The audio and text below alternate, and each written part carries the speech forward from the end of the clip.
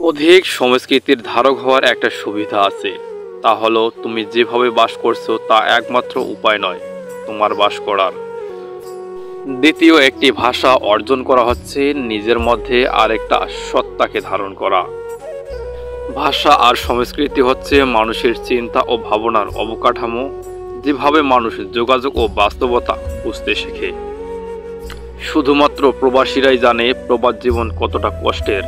হাজারো কষ্ট সহ্য করে পরিবারের মুখে হাসি ফোটাতে পারলে প্রবাসীরা খুশি থাকে। প্রবাস জীবনের কষ্টগুলো কারো কাছে শেয়ার করার মতো না। এই জীবনের অনুভূতি স্বাধীনতার নয়, বরং পালিয়ে থাকার। প্রবাসীরা কষ্টে থাকলেও মুখে হাসি রেখে বলে ভালো, নিজের জীবন পুড়িয়ে অপরকে দেয় আলো।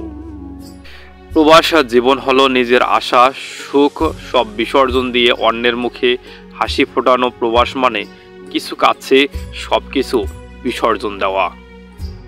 জীবন বাজি রেখে তারা লড়ে যাচ্ছে দৈনিক কষ্ট দুঃখে অনাহারে, এই তো জীবন যাচ্ছে। প্রবাসীদের রক্ত ঘামে কত মানুষ খাচ্ছে। প্রবাসীরা তার সুখের চেয়ে তার পরিবারের সকল সদস্যের মুখের কথা বেশি ভাবে। আল্লাহ যেন সকল প্রবাসীদেরকে ভালো রাখে।